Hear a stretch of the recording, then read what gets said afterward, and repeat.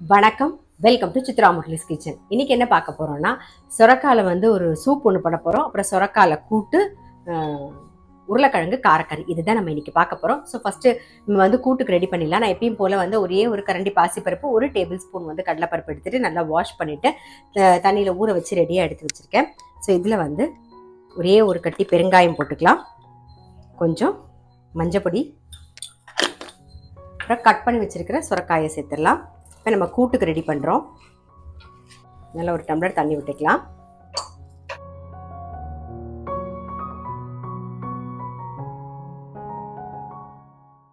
இந்த இடத்துல கூட்டு ரெடி ஆகிட்டு இருக்கட்டும், அதுக்குள்ளே சூப்புக்கு ரெடி பண்ணிக்கலாம். நாம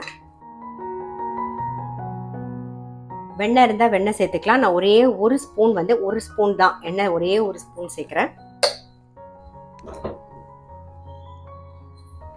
இதில் வந்து சொரக்காய் கட் பண்ணி வச்சுருக்கேன், ஒரு சின்ன ஒரு 1/4 பீஸ்க்கு கேரட்டு, ஒரே ஒரு பல்லு பூண்டு, சின்ன வெங்காயம், ஒரு சின்ன வெங்காயம் கட் பண்ணி வச்சுருக்கேன். அதே மாதிரி ஒரு அரை தக்காளி வந்து கட் பண்ணியிருக்கேன்.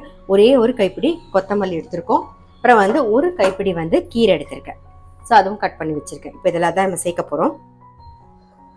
சூப்புக்கு வந்து வெங்காயம் பூண்டு ஜஸ்ட் அந்த எண்ணெயில் ஒரு கோட் பண்ணிக்கலாம். எல்லாமே ஒரு கோட் பண்ணால் போதும்.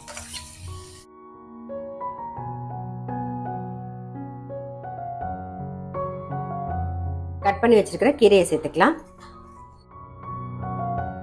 தேவையான உப்பையும் சேர்த்துருவோம். சேர்த்துட்டு ஜஸ்ட் ஒரு மிக்ஸ் பண்ணிவிட்டு ஒரு கப்பு தண்ணி சேர்த்துக்கலாம்.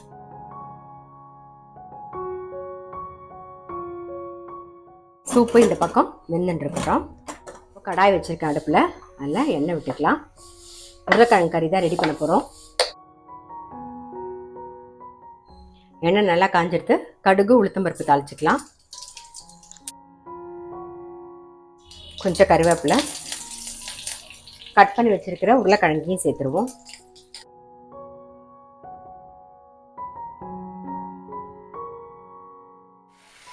மஞ்சள் பொடி, தேவையான உப்பை போட்டு நல்லா மிக்ஸ் பண்ணிடலாம்.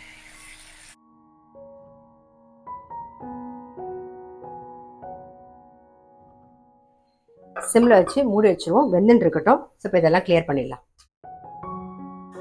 அதுதான் சூப் நல்லா வெந்து ப்ரெஷர் அடங்கிடுத்து, நல்லா ஆறட்டும். ஆறினதுக்கு அப்புறமா நம்ம வந்து அதை அரைச்சிக்கலாம்.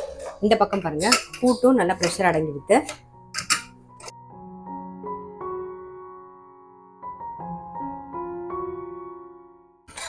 நல்லா வெந்திருக்கு.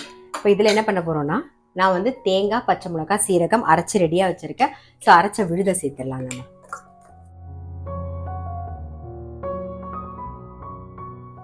கூட்டுக்கு தேவையான உப்பை சேர்த்துருவோம். சேர்த்துட்டு நல்லா ஒரு கொதி வரட்டும்.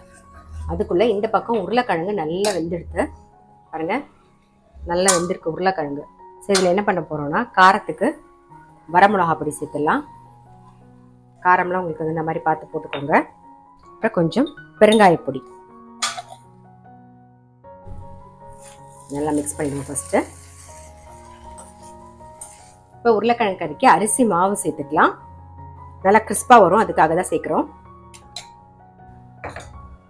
நல்லா மிக்ஸ் பண்ணிவிட்டு அப்படியே பரத்தி விட்டுடலாம். சிம்மில் வச்சிட்டிங்கன்னா அது பாட்டு நல்லா கிறிஸ்பாக வந்துடும்.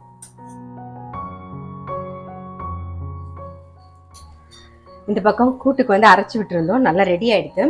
இதில் என்ன பண்ண போகிறோன்னா, மேலாக ஒரே ஒரு ஸ்பூன் வந்து தேங்காய் எண்ணெய் விட்டுக்கலாம்.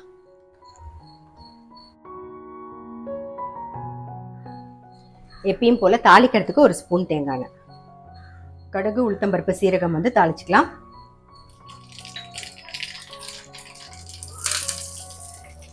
நம்மளுடைய கூட்டு வந்து ரெடி. சுரக்காய் சூப்புக்கு வேக வச்சுருந்தோமா, நல்லா ஆறெடுத்து அரைச்சி எடுத்துகிட்டு வந்துடலாம்.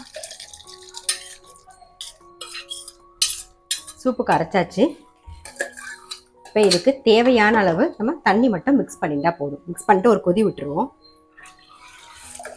மிக்ஸி ஜார் எல்லாமே அந்த தண்ணியை விட்டுருவோம். ஒரே ஒரு கொதி விட்டுக்கலாம். ஆல்ரெடி நம்ம உப்பெல்லாம் சேர்த்தாச்சு. இந்த பக்கம் பாருங்கள், உருளைக்கிழங்கு கறியும் ரெடி ஆகிடுது. ஸோ அதையும் நான் வந்து ஆஃப் பண்ணிடுறேன். சூப்பு நல்லா ஒரு கொதி வந்துடுது, ஆஃப் பண்ணிடுறேன். இப்போ நான் வந்து சீரகத்தை வறுத்து பொடி பண்ணி வச்சுருக்கேன். ஸோ சீரகம் வறுத்து பொடி பண்ணதை சேர்த்துக்கலாம். ஒரு ஸ்பூன். அப்புறம் வந்து மிளகு பொடி ஒரு ஸ்பூன், காரத்துக்கு தகுந்த மாதிரி பார்த்து போட்டுக்கோங்க. அவ்வளோதான், நம்மளுடைய சுரக்காய் சூப் வந்து ரெடி. இன்னைக்கு ரெசிபி பார்த்துருப்பீங்க. சொரக்காய் சூப்பு, சொரக்காயில கூட்டு, அதுக்கப்புறம் வந்து உருளைக்கிழங்கு காரக்கறி. ஸோ கண்டிப்பா வந்து ட்ரை பண்ணி பாருங்க. நான் அடுத்த வீடியோல சந்திக்கிறேன்.